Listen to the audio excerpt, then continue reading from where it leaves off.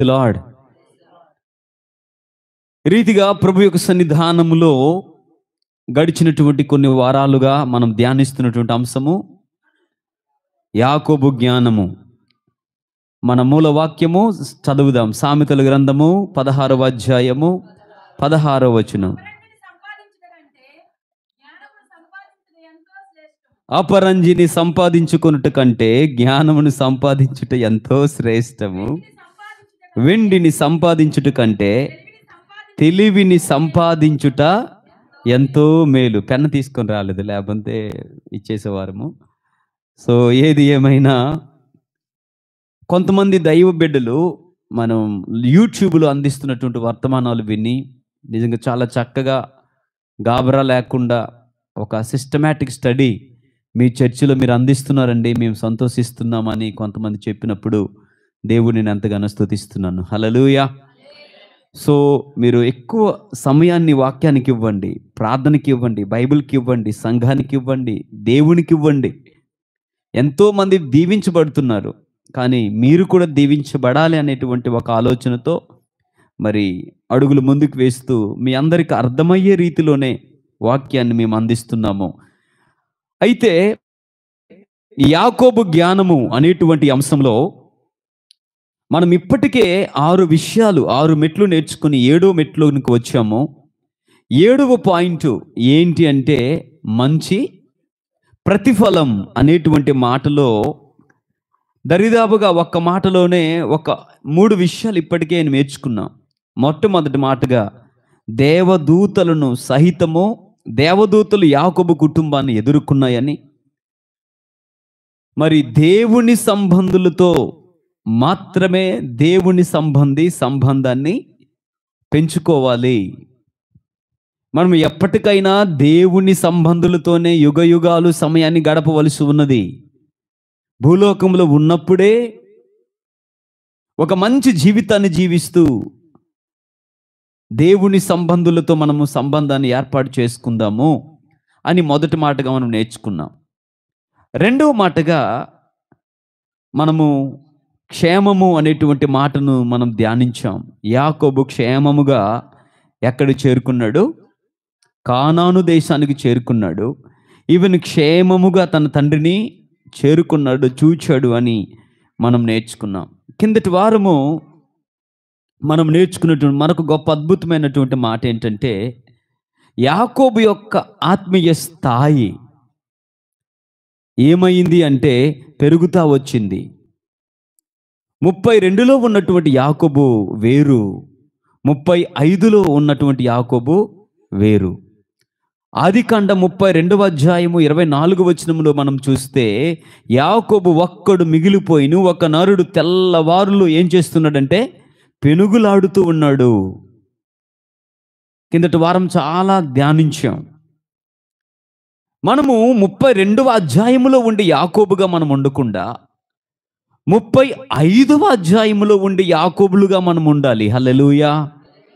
ఇక్కడ ఈ 32వ అధ్యాయములో యాకోబు దేవునితో పోరాడుతూ ఉన్నాడు, పెనుగులాడుతూ ఉన్నాడు, బ్రతిమలాడుతూ ఉన్నాడు, కంపల్షన్ చేస్తూ ఖచ్చితంగా నీవు నన్ను దీవించని పట్టుబట్టి ఆశీర్వాదాలు తీసేసుకుంటే, మనం కిందటి వారం చూసాము 35వ అధ్యాయములో కావాలని దేవాది దేవుడు యాకోబు దగ్గరకు దిగి వచ్చి 32లో యాకోబు ఆశీర్వదించమని అడిగాడు. 35వ అధ్యాయంలో అడగకుండానే దేవుడు యాకోబును ఆశీర్వదించాడు. ఇక్కడ 32వ అధ్యాయంలో అడుగుతూ ఉన్నాడు ఆశీర్వాదాల కొరకు.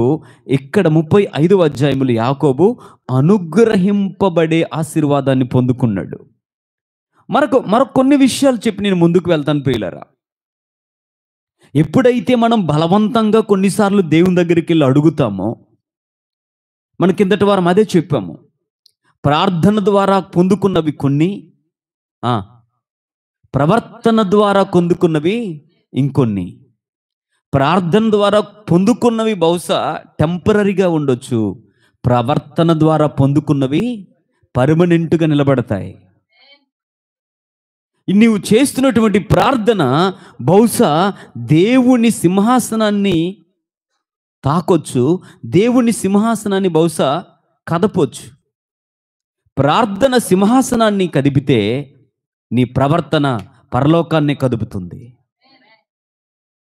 నువ్వు ప్రార్థించినప్పుడు భూలోకములో ఉన్న నీవు పరలోకానికి వెళ్ళటానికి ప్రయత్నం చేస్తావు, దేవా సహాయం చెయ్యు అంటూ. కానీ నువ్వు మంచి ప్రవర్తన ప్రవర్తించినప్పుడు పరలోకములో ఉన్న దేవుడే కిందకి దిగి వస్తాడు. ఇక్కడ నువ్వు బ్రతిమలాడాలి. మంచి ప్రవర్తన ప్రవర్తిస్తే నువ్వు బ్రతిమలాడవలసినటువంటి అవసరం లేదు. ప్రార్థనలో దేవుని యొద్ద నుండి ఆశీర్వాదాన్ని మాత్రమే పొందుకుంటావు. హలో, నీ ప్రవర్తన ద్వారా ఆశీర్వదించే దేవుణ్ణే నువ్వు పొందుకుంటావు.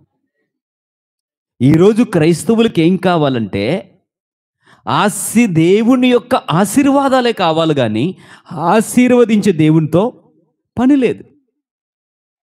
కానీ నేనేమంటున్నానంటే, నిజమైనటువంటి దేవుని బిడ్డ దేవుని ఆశీర్వాదాల మీద, అంటే దేవుని ఆశీర్వాదాలు మాత్రమే కోరుకోడు, కానీ ఆశీర్వదించే దేవుణ్ణే కోరుకుంటాడు.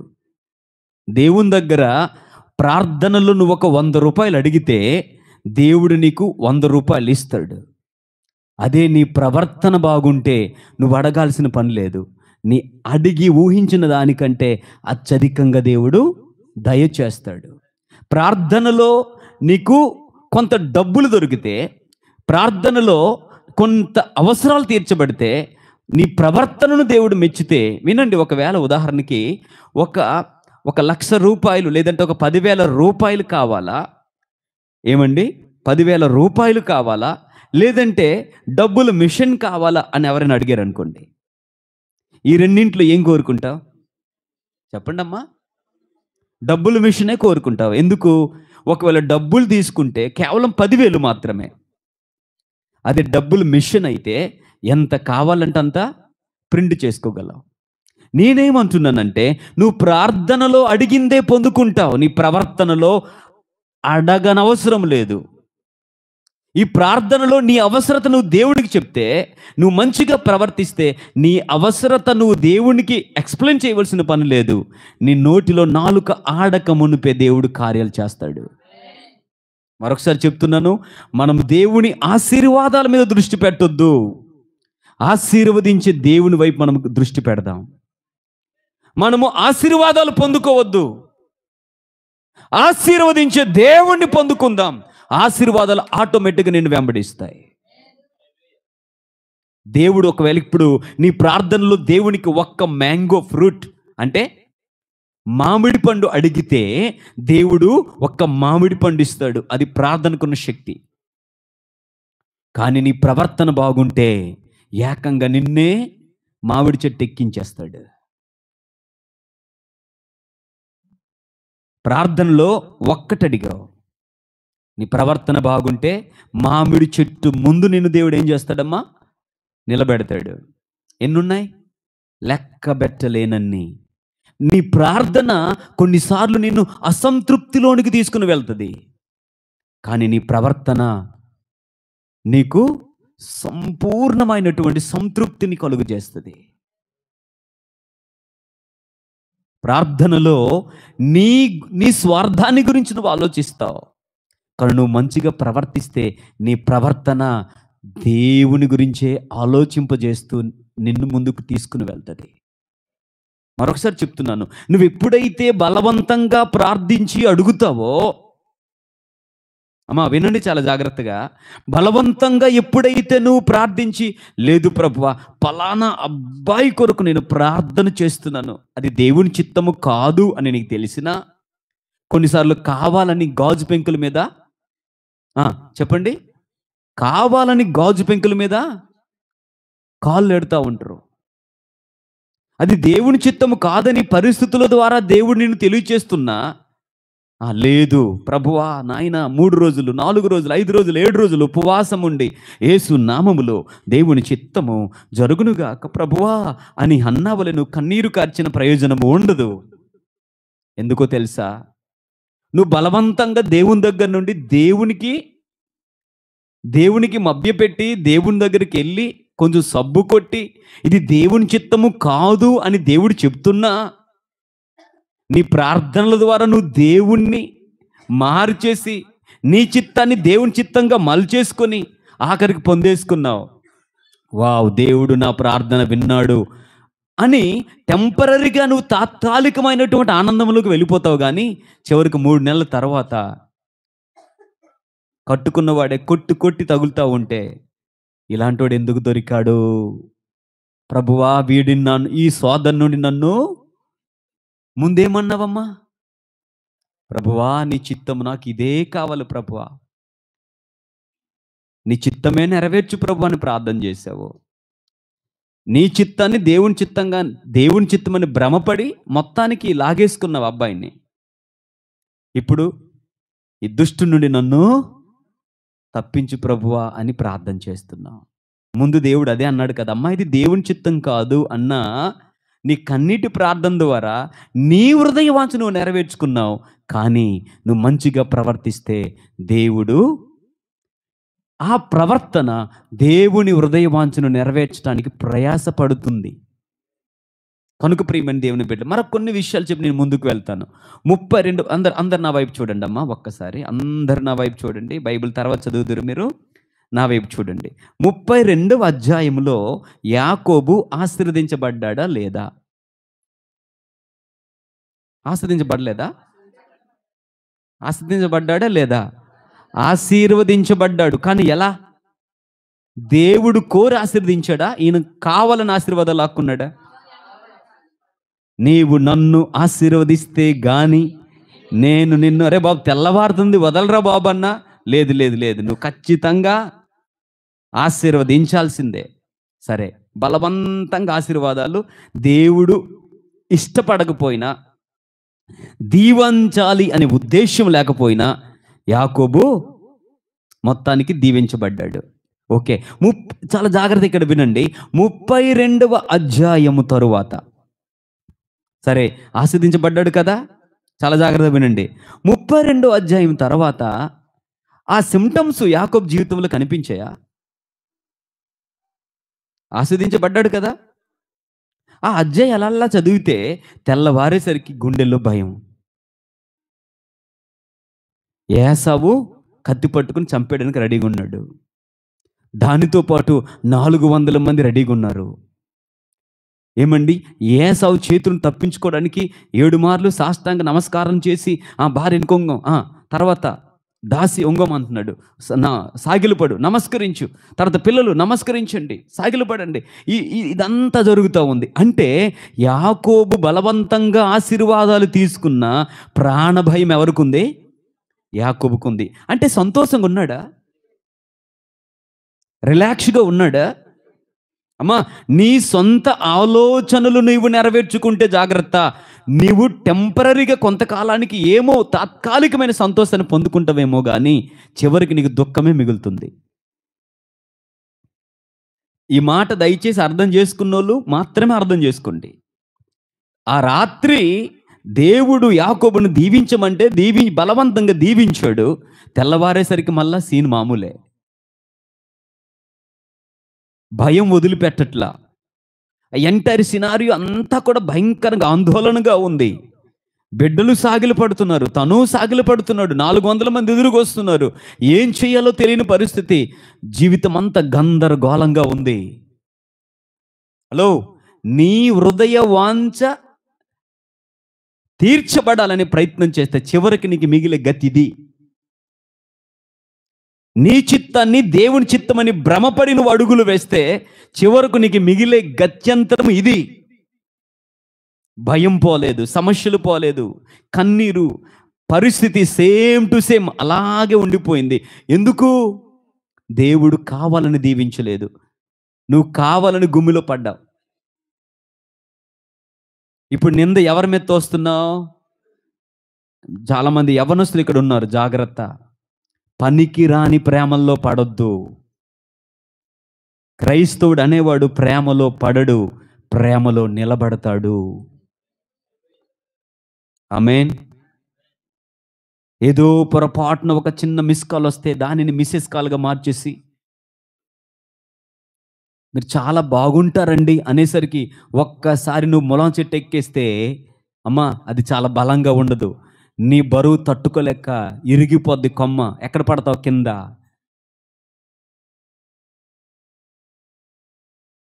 అందుకే సామెతల గ్రంథంలో ఉంది, తెలివిగా నీవు నా అక్క, తెలివిగా నీవు నా అన్న, నీవు నా చెల్లి, నీవు నా తమ్ముడు అని తప్పించుకో.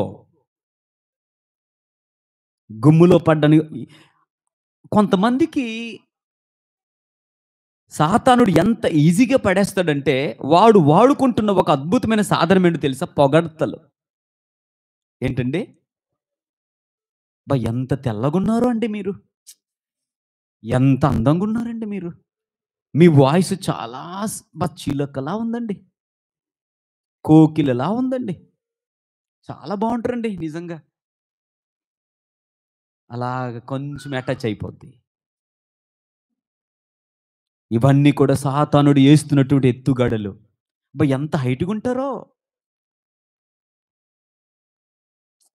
ఎంత ఫెయిర్గా ఉంటారో, మిమ్మల్ని చూస్తే అలా సినిమాలో హీరోయిన్ గుర్తొస్తుంది తెలుసండి. ఇవన్నీ ఏంటంటే, అమ్మ సుబ్బారావు అమ్ముతున్న సర్ఫ్ సబ్బులు.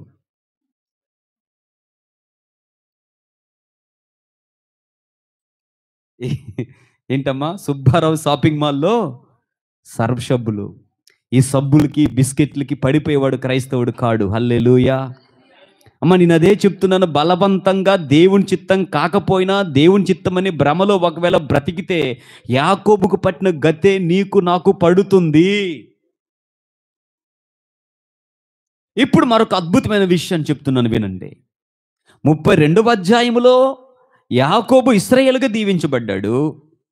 తర్వాత నేను చెప్పాను 35వ అధ్యాయం 9వ వచనంలో కూడా యాకోబు పద్దనరాము నుండి వచ్చుచుండగా దేవుడు తిరిగి అతనికి ప్రత్యక్షమై అతనిని ఆశీర్వదించెను. హల్లెలూయా చెప్తారు బిగ్గరగా.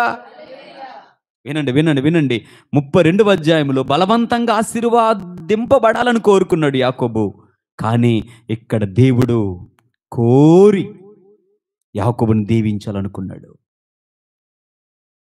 అక్కడ ప్రార్థన ద్వారా ఆశీర్వాదాన్ని పొందుకుంటే, ఇక్కడ ప్రవర్తన ద్వారా ఆశీర్వాదాన్ని పొందుకోలేదు. ఆయనకు ఆశీర్వాదము అనుగ్రహింపబడింది. మరొక అద్భుతమైన విషయం ఏంటో చెప్పమంటారా? ఇదే వచనములో కొంచెం నేను లోపలికి వెళ్ళి ధ్యానిస్తాను.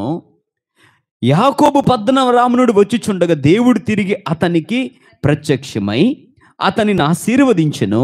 అప్పుడు దేవుడు అతనితో, నీ పేరు యాకోబు, ఇక మీదట నీ పేరు యాకోబు అనబడదు, నీ పేరు ఇశ్రాయేలు అని చెప్పి అతనికి ఇశ్రాయేలు అను పేరు పెట్టెను. ఇక్కడ దేవుడు ఏం చేస్తున్నాడు? 35 అధ్యాయం ఎంటైర్లీ డిఫరెంట్. దేవుడు కావాలని తన హృదయమార యాకోబును ఆశీర్వదించాడు. దేవునికి స్తోత్రం. ఇక్కడ ఒక పాయింట్ మీరు గమనించండి. 32వ అధ్యాయములో యాకోబు ఇశ్రాయేలుగా మారిన తరువాత 32, 33 అలా చదివితే గందరగోళం కనిపిస్తుంది. అయితే అక్కడ దేవుడు హృదయమార దీవించలేదు.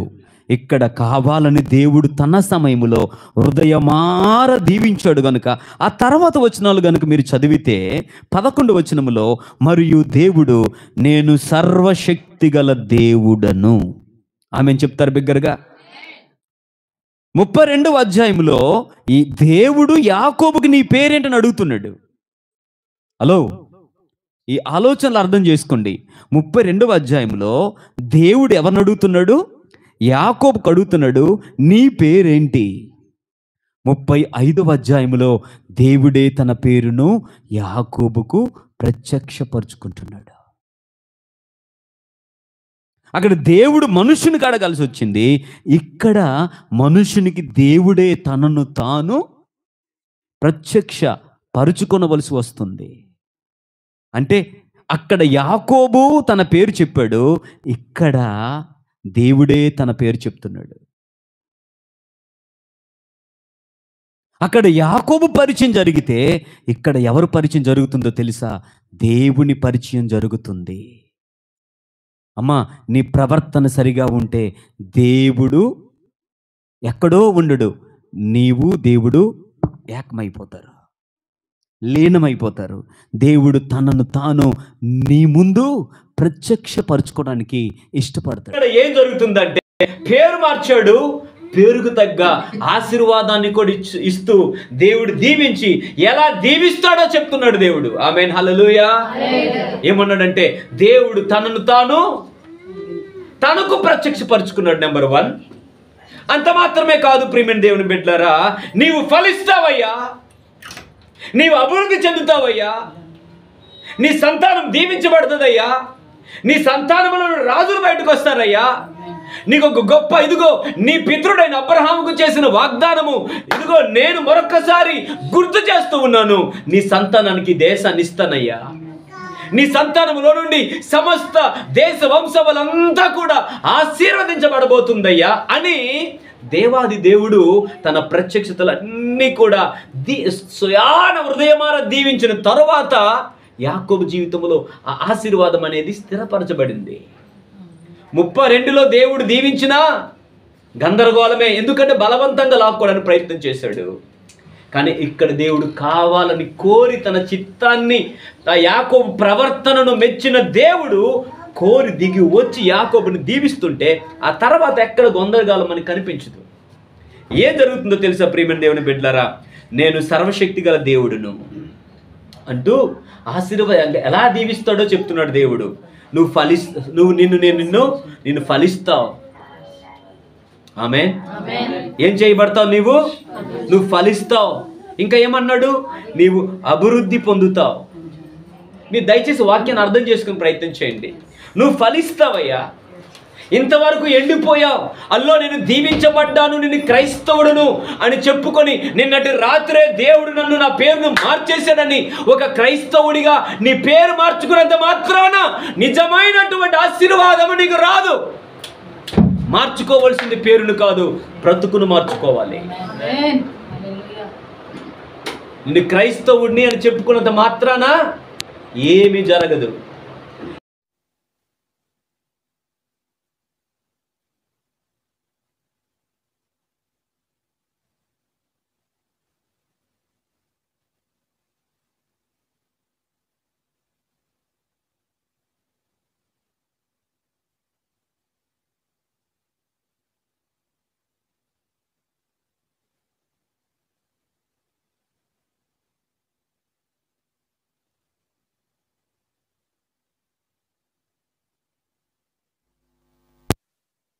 వరకు ఎవరు? మోసగాడు. ఇప్పుడు యాకోబు ఎవరమ్మా? ఇశ్రాయేలు. హల్లెలూయా. నీ వలన జనములు, అంటే ఈ లోకానికి ఆశీర్వాదాన్ని పంచగలిగిన శక్తి, సామర్థ్యము ఒక క్రైస్తవుడికి ఉంది. అంటే దేవుడు తన ఆశీర్వాదాన్ని నీ భుజాన పెట్టాడు. ఆశీర్వాదం అనేది నీలో నుండి లోకం దగ్గరికి వెళ్ళాలి, అంతేగాని లోకం నుండి నీ దగ్గరికి రాకూడదు. దేవుని దగ్గర నుండి నీకు రావాలి, నీ నుండి లోకం వరకు వెళ్ళాలి.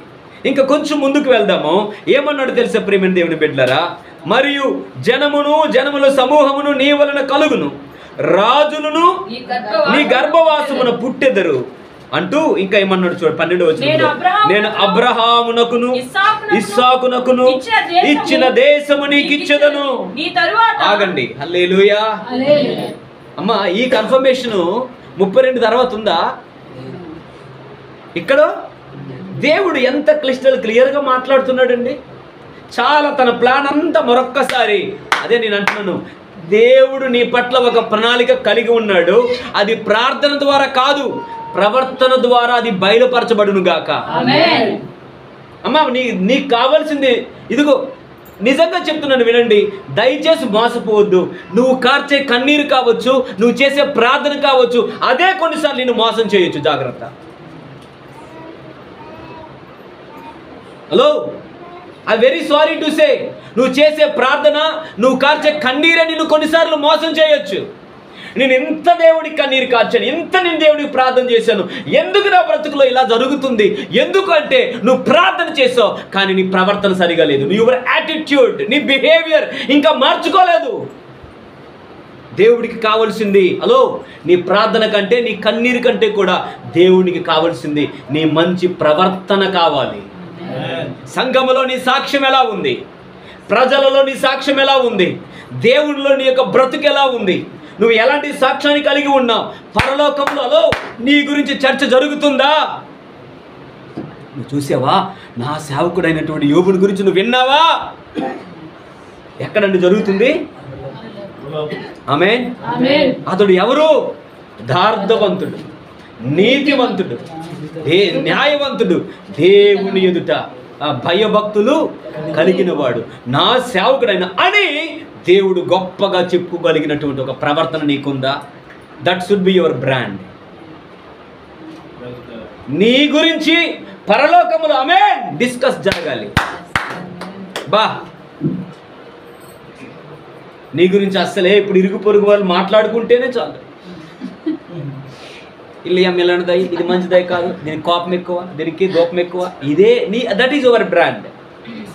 అమ్మో దీనికి ముక్కు మీద కోపం అమ్మా, అమ్మో దీనికి ఒక చిరాకమ్మా, అమ్మో ఎవరితో నేను అమ్మో అమ్మో దీంతో మాత్రం చాలా జాగ్రత్తగా ఉండాలమ్మా, అది దట్ ఈజ్ యువర్ బ్రాండ్. ఎక్కడ కూర్చుని కూర్చుని కూర్చుని వీళ్ళు చిలకల్లాగా ఇప్పుడు నీరెండిపోయిన చెరువులో కప్పలు ఉన్నాయి చూడండి అమ్మా, కప్పలు చూసారా? బెక్క బెక్క బెక్క బెక్క, ఎక్కడ గురించి ఎక్కడ ఆలోచించినా నీ సర్చే. కొమ్మ మీద నువ్వే, కొమ్మ కింద కూడా నువ్వే, పండు లోపల నువ్వే, విత్తనం లోపల కూడా నువ్వే. ఎక్కడికి వెళ్ళినా నీ పేరు గణ గణ గణ గణ మారుమ్రోగిపోతుంది. మారవా? మానవా, నువ్వు మారవా? నేను అంటున్నాను, మన ఇరుగు పొరుగు వారు ఎలా ఉన్నా, ఎలా నీ గురించి మాట్లాడుకుంటున్నా, what I'm trying to say is నీ గురించి పరలోకంలో చర్చ జరగాలి. ఒక జాన్ వెస్లీ గారి గురించి, ఒక జార్జ్ విట్ఫీల్డ్ గారి గురించి, ఒక మదర్ తెరీసా గారి గురించి, బహుశా ఒక ఇదిగో బైబిల్ గ్రంథంలో ఒక యోబు గురించి, ఇలా గొప్ప గొప్ప ఒక దానియేలు గురించి, అలాంటి గొప్ప గొప్ప మహాభక్తుల గురించి, ఒక ఏలియా గురించి, ఎలీషా గురించి పరలోకంలో చర్చ జరిగినట్లుగా నీవు కూడా వారి లిస్టులో చేర్చబడదు కాక. వారందరూ దేవదూతలు నీ గురించి మాట్లాడుకోవాలి. ఆంధ్ర రాష్ట్రంలో ఎవరైనా ఒక వ్యక్తి గొప్ప పని చేస్తే ఎలాగైతే ఆంధ్ర రాష్ట్రం అంతా చెప్పుకుంటుందో, అలా నీ గురించి ఆత్మీయ లోకములో ఆత్మీయులు నీ గురించి మాట్లాడుకుందరు కాక. ప్రభా, పలానా సంఘంలో, అది చిన్న మందిరం కావచ్చు, గొప్ప ప్రార్థన పరులు ఉన్నారు, గొప్ప విశ్వాస యోగ్యులు ఉన్నారు, గొప్పగా దేవునికి నిలబడిన వారు ఉన్నారు. వావ్, అలాంటి వారు ఆ సంఘంలో ఉండాలి, ఈ సంఘంలో ఉండాలి, ఈ సంఘంలో ఉండాలని దేవుడు నీ జీవితాన్ని మాదిరిగా తీసుకొని అనేక సంఘాల్లో నీలాంటి వారిని పుట్టించాలి. అది నీ బ్రాండ్ అయి ఉండాలి. ఆమేన్. హల్లెలూయా. చెప్పండి బిగ్గరగా హల్లెలూయా. అమ్మా, ఇక్కడ ఇలా జరగాలంటే, దేవుడు తన హృదయాన్ని కుమ్మరించాలంటే, అమ్మా నీ హృదయాన్ని దేవుడి దగ్గర కుమ్మరించడం కాదు, ప్రార్థనలో నీ హృదయాన్ని ఆయన తండ్రి నాకు ఇలాంటి కావాలి నాయన, తెల్లగా ఉండాలి నాయన, నాకు నెలకి 5 లక్షలు ఉండాలి ప్రభువా, మా ఇంటి పక్కన అలిగి ఉండాలి నాయన, ఎందుకంటే అమ్మ కొట్టిసరికి అమ్మ అనేసరికి వచ్చాను ప్రభువా.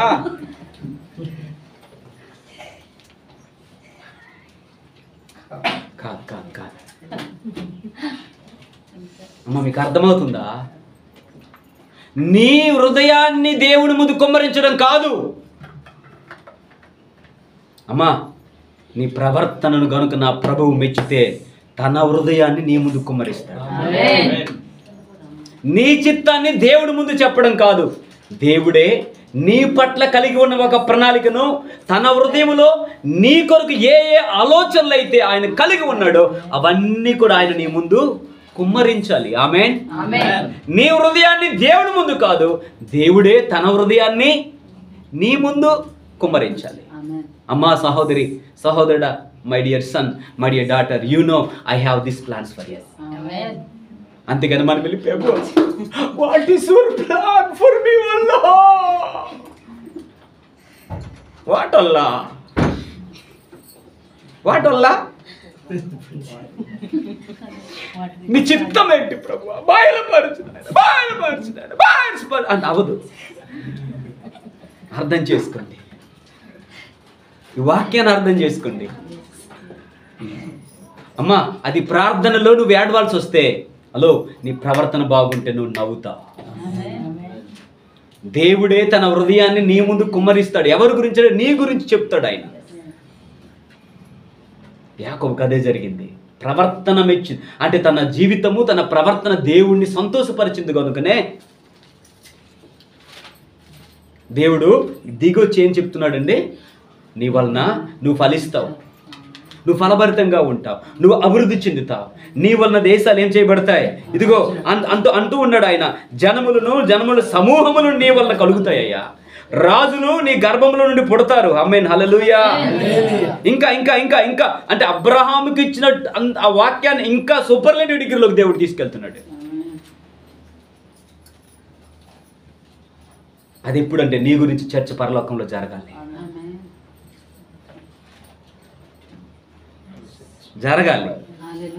పరలోకంలో your character should be the centre of the discussion in heaven. నిన్ను గురించినటువంటి నీ ప్రవర్తనే పరలోకంలో ఒక సెంటర్ ఆఫ్ అట్రాక్షన్గా నువ్వు నిలబడిపోవాలి. అబ్బా, ఆ సహోదరులా, ఈ సహోదరుడిలా అన్ని సంఘాల్లో వాళ్ళు ఉంటే ఇంకా పరలోకంతో పని ఏంటి, భూలోకమే పరలోకం అని అక్కడ డిస్కషన్ జరగాలి.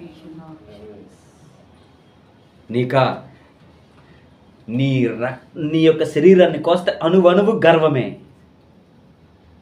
అణువణువు పొగరే. నీకున్నంత పొగరు, నీకున్నంత గర్వము, నీకున్నంత ఆ యొక్క నోటు దురుసు ఈ భూమి మీద ఏ మానవుడికి ఇవ్వలేదు దేవుడు. అమ్మా, నీతోనే దేవుడు మాట్లాడుతున్నాడా? నువ్వు ఎలా ఉన్నావు? నీ ప్రవర్తన ఎలా ఉంది? నీ ప్రార్థన కాదు దేవుని కదిలించాల్సింది, నీ ప్రవర్తన దేవుణ్ణి కదిలించాలి.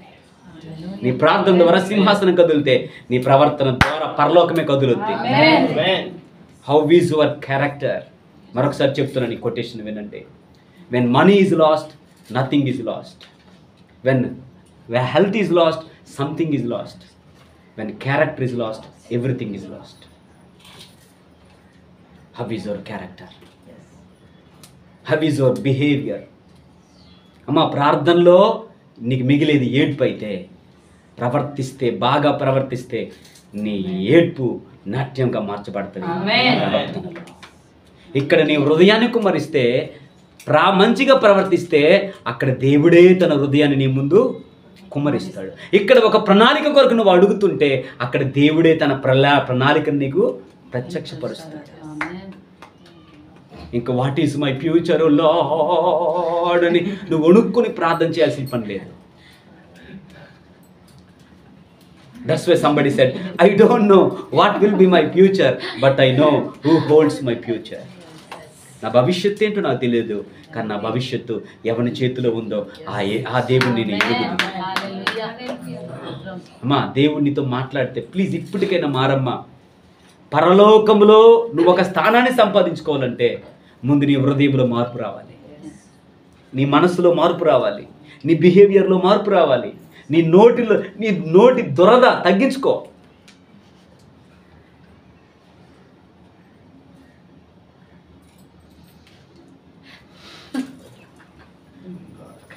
తెలివైన వాళ్ళు ఎప్పుడు ఎక్కువ మాట్లాడరండి. తెలివి తక్కువలే కంచు మ్రోగినట్టు కనకంబం రోగునా అన్నారు. ఏమీ లే, నాకు ఎగిరెగిరి పడుతుంది, అన్నీ నాకు అనికి మనిగి ఉంటుంది. నువ్వు నిజంగా తెలివైన దానివైతే కంట్రోల్ యువర్ టంగ్. ఈ భూమి మీద జరిగే ప్రతి విధమైన అనర్థాలకు కారణం రెండే రెండు. ఒకటి 3 అడుగుల నాలుక, 2 1 అంగుళం కళ్ళు.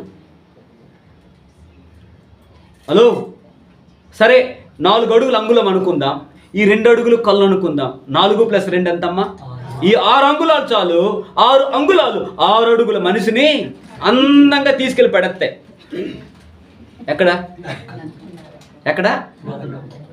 6 అంగుళాలు మీద ఆధారపడి ఉంది. అమ్మ, తాళం కప్ప ఎంత పెద్దదైనా చిన్న తాళం చెవి మీద ఆధారపడి ఉంది.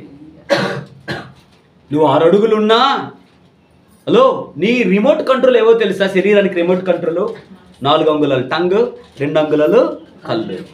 ఈ భూమి మీద జరిగే ప్రతి అనర్థానికి కారణము భక్తులను సైతము పాడు చేయగలిగిన ఇవే. దావీదు చూశాడు, నడుచుకుంటూ వెళ్ళాడు. జెమినిటీ వావ్ దూరంగా ఉంది, సరి మసక కనిపించింది, లాగో దగ్గర తీసుకొచ్చాయి, కలర్ తీరుగా మారిస్తాడు. చూస్తే 2 కళ్ళు ద్వారా దావీదు దేవుని శిక్షను తప్పించుకోలేకపోయాడు. ఆదాము అవ్వలు ఈ పండు చూపునకు చూశారు. చాలామంది మీలో పడ్డానండి ప్రేమలో మరి పాటలు పాడుకుని తిరుగుతున్నారు. కారణం నువ్వెవరినో చూసావు, అబ్బా ప్రభాస్ లాగున్నాడే, అయిపోయావు దరువు. అమ్మా ముందు నీకు ఆయన మహేష్ బాబులా కనిపిస్తాడు, తర్వాత అర్థమవుద్ది. ముందు మోహన్ బాబు ముందు బాబు మోహన్, తర్వాత మోహన్ బాబు, ముందు మహేష్ బాబే, తర్వాత మోహన్ బాబు. ఇలాంటి సుత్తి పరిస్థితులన్నీ వద్దు నీకు. నీ కన్నులు జాగ్రత్త. ఈ 6 అంగుళాల యొక్క శరీరము, ఈ 6 అంగుళాల భాగాలు 6 అడుగుల అందమైన శరీరాన్ని ఈ క్రేన్తో అలా తీసుకుని వెళ్ళినట్లుగా నీ జీవితాన్ని పడేస్తుంది. అమ్మ అర్థమైన దేవుని స్తోత్రం చెప్పు. But what I'm telling is, నీ కన్నులతో నువ్వు పాపం చేయొద్దు. కనిపించిందల్లా బంగారం కాదు. All glitters are not gold. మీరు ఇచ్చేదల్లా బంగారము కాదు. నీకు కనిపించిన ప్రతి కనకరాజు నీకు కావలసినోడు కాడు. కరుణామైన కృప నీకు కావాలి. ఆమేన్. నిజంగా దయచేసి మీరు భ్రమలో పడొద్దు, భ్రమలో బ్రతకొద్దు. Come to the real world. నిజమైన లోకంలోనికి రండి. ప్రవర్తన మార్చుకోండి, బ్రతుకులు మార్చుకోండి. అది నేనైనా కావచ్చు, నువ్వైనా కావచ్చు. నీ ప్రవర్తన బాగుంటే నువ్వు కన్నీరు కార్చాల్సిన పని లేదు. దేవుడే కరుణామయుడు దిగి వచ్చి కరుణిస్తాడు, దీవించి వెళ్తాడు అంతే. నీ పట్ల దేవుడు కలిగిన ప్రణాళికను యాజ్ ఇట్ ఈజ్గా దేవుడు క్లియర్గా బహిర్గతం చేస్తాడు. ఆయన అంటున్నాడు, ఇంకా కొంచెం ముందుకెళ్తే, నేను అబ్రహామునకును ఇస్సాకునకును ఇచ్చిన దేశము నీకిచ్చెదను, నీ తర్వాత నీ సంతానమునకును ఈ దేశము నిచ్చెదనని అతనితో చెప్పాను. తర్వాత దేవుడు అతనితో మాటలాడిన స్థలము నుండి పరమునకు వెళ్ళని పాయింట్స్ చెప్పి ముగిస్తానండి. ఎక్కడి నుంచి వెళ్ళాడటమ్మా దేవుడు? సహోదరి, ఎక్కడి నుంచి వెళ్ళాడు దేవుడు? యాకోబుతో దేవుడు ఏ స్థలములో నుండి దిగి వచ్చి మాట్లాడాడో అదే స్థలములో నుండి మరలా ఎక్కడికి వెళ్ళిపోయాడు? ఇక్కడ అర్థమేంటో తెలుసా? దేవుడు ఒక ప్రత్యేకమైన ఉద్దేశంతో పరలోకముల నుండి దిగి వచ్చాడు. ఎవరి కొరకు దిగి వచ్చాడంటే యాకోబు కొరకు. ఏంటి ఆ దేవుని పని? ఆ క్షణంలో దేవుని పని ఏంటంటే, ఎన్నో 100,000 మంది ఉన్నా ఆ క్షణంలో, ఆ సమయంలో, ఆ సందర్భంలో దేవుడు వచ్చిన పని ఏంటంటే యాకోబును దీవించడానికి వచ్చాడు. దీవించి వెళ్ళిపోయాడు. ఇంకా దేవుడికి వేరే వేరే వేరే ఎంగేజ్మెంట్స్ లేవు. మనము కోలు తోలుకొని రమ్మంటే కోట్ల కబుర్లన్నీ మోసుకొని వస్తాం. కానీ దేవుడు ఎంతలా యాకోబు జీవితం దేవుడిని ఆకర్షించేసిందంటే, ఇంకా 2వ వ్యక్తి గురించి ఆలోచించే అవసరత యాకోబు దేవుడికి ఇవ్వాల. దేవుడు కూడా దిగొచ్చాడు. ఎందుకంటే సృష్టిని చేయడానికి రాలా, ఒక్క పర్పస్తో దిగాడు. ఆమేన్. ఏంటి ఆ పర్పస్ నాన్న? యాకోబు, ఈ లోకమంతా నాకున్న దీన్ని పక్కన పెట్టాను కొన్నాళ్ళకి. నీ ప్రవర్తన అలా నన్ను లాగేసిందయ్యా నీ వైపుకి. ఈ లోకం అంతటితో నాకు ఇంకా పనిలా. నేను దిగొచ్చిందే నిన్ను దీవించడానికి. నా పని అయిపోయింది, మరలా నాకు ఇంకా ఇటాడు చూడాల్సిన పని లేదు. ఇదిగోండి నా రోమ లెక్కబడుస్తూ ఉన్నాయి. నేను దిగి వచ్చిందే నిన్ను దీవించడానికి. నిన్ను దీవించాను, మళ్ళీ వెళ్ళిపోతున్నాను. నాకు కావాల్సింది ఏంటంటే నీ దీవెన. నువ్వు దీవించబడాలి. నేను నీ పట్ల కలిగిన ప్రణాళికలన్నీ నెరవేర్చబడాలి. That is what I have come down to bless you. I have blessed you. I'm going. ప్రభు, అదేంటి ప్రభు ఇంకా ఎవరి దగ్గరికి వెళ్ళా? నో, నేను వచ్చిందే నీ కోసం వచ్చింది. ఆమేన్. అమ్మా, నేను వచ్చిందే యాకోబు కోసమే దేవుడు దిగాడు. ఇంకా దేవుడు అంటే అర్థమేంటో తెలుసా? దేవుడు మనసు అంతా కూడా ఎవరు నిండిపోయారంటే యాకోబు నిండిపోయాడు.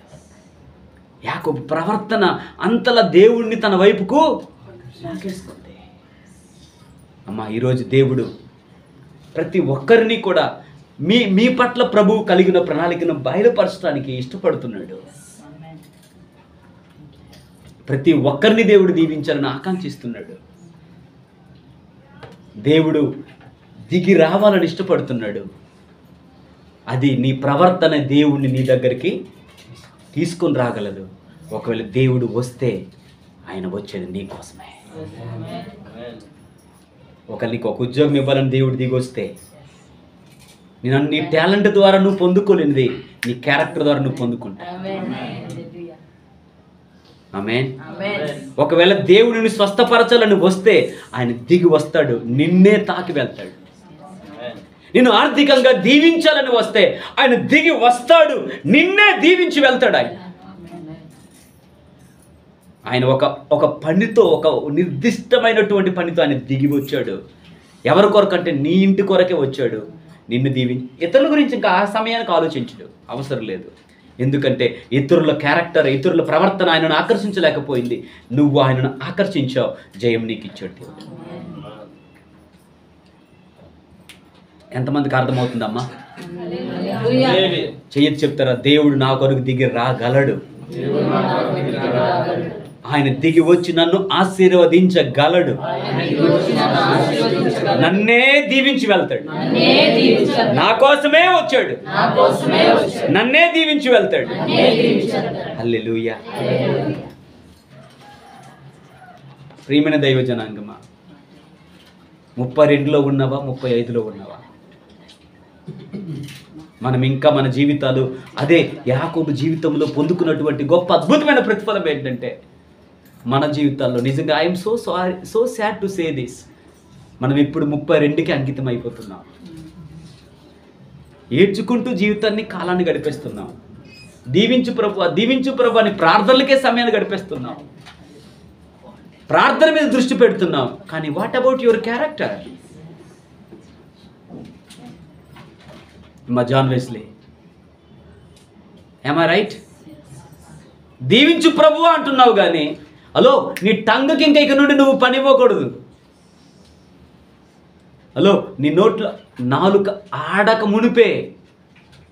అది ఎప్పుడు సాధ్యమంటే నీ ప్రవర్తన దేవుణ్ణి ఆకర్షించినప్పుడు. నువ్వు ప్రార్థించాల్సిన పని లేదు. అడగకుండా అమ్మాయిన అన్నం పెడుతుంది అంటారే, కానీ నా ప్రభువుకి నువ్వు అడగాల్సిన పని లేదు. నువ్వు కరెక్ట్గా ఉంటే ఆశీర్వదించాల్సిన దేవుడు ఎక్కడ ఆశీర్వదించాలో, ఎంతలా ఆశీర్వదించాలో అంతలా ఆశీర్వదిస్తాడు. అదే నీ క్యారెక్టర్ బాగలేకపోతే 40 రోజులు ఉపవాస ప్రార్థన చేసినా నీకు మిగిలేది దొక్కు డోలు తప్ప ఏమి ఉండదు. నీ 40 రోజులు ఉపవాస ప్రార్థన కంటే దేవునికి కావాల్సింది హలో 4 అడుగుల నీ శరీరాన్ని పరిశుద్ధంగా కాపాడుకుంటున్నావా? నీ ప్రవర్తన బాగుందా? నీ పళ్ళు బాగున్నాయా? నీ ముక్కు బాగుందా? నీ నాలుక బాగుందా? నీ కన్నులు బాగున్నాయా? నీ చెవులు బాగున్నాయా? నీ క్యారెక్టర్ బాగుందా? అది చూస్తున్నాడు దేవుడు. నేను ముగిస్తున్నాను. కనుక ఈ 3 అద్భుతమైన క్వాలిటీ ఈరోజు మనం నేర్చుకున్నాం. 32 తర్వాత గందరగోళం, అంటే బలవంతంగా దీవించబడ్డాడు, నో పీస్. కానీ ఈ సమయంలో యాకోబు ఎలా ఉన్నాడు తెలుసా? పీస్ఫుల్గా ఉన్నాడు. ఎందుకంటే దేవుడు కలిగిన ప్రణాళిక బహిర్గతం చేయబడింది. దేవుడు తన హృదయాన్ని కుమ్మరించాడు. మరలా కావాలని కోరి యాకోబును దీవించాడు. యాకోబు ఇశ్రాయేలుగా మారిపోయాడు. మరలా అబ్రహాంను మళ్ళీ టచ్ చేస్తూ, ఇస్సాకును టచ్ చేస్తూ, అయ్యా నువ్వు కూడా, నేను అబ్రహాంకే దేవుడిని అనుకున్నాను ఈ రోజు వరకు, ఇస్సాకు దేవుడిని అనుకున్నాను, కానీ ఈరోజు నేను చెప్తున్నాను, ఆమేన్, నేను నీకు కూడా దేవుడినే. అందుకే బైబిల్ అంతట్లో మీరు చూస్తే అబ్రహాము దేవుడు, ఇస్సాకు దేవుడు. హల్లెలూయా. ఇంకా చాలా లోతైన మాటలున్నాయి. సమయం అయింది, నేను ముగిస్తున్నాను. నాకు తెలుసు సగం చేసి నేను అన్నాన్ని ప్రతి వారం లాగేస్తున్నాను, నాకు తెలుసు. But I have to leave you on time. కనుక దయచేసి ప్లీజ్ లోపల ఉన్నటువంటి గూఢార్థాలను అర్థం చేసుకోండి. ప్రభువా అంటే అమ్మా నేను ప్రార్థన మీరు చేయొద్దు అని కాదు సుమా, మనం ప్రార్థన చేయాలి. ప్రార్థన ద్వారా నువ్వు సాధించగలిగింది కొంతే, ప్రార్థన ద్వారా నువ్వు అంతా సాధించగలవు. ప్రార్థన కంటే దేవుడు చూస్తున్నది నీ ప్రవర్తన. కనుక ఈ సమయంలో ప్రభువా యాకోబుకు దొరికి ఆ కృప నాకు కూడా దయచేయండి. మనం ప్రార్థన చేసుకుందాం. అట్టి గొప్ప కృప దేవుడు మనందరికీ దయచేయును గాక. ఆమేన్. Praise the lord.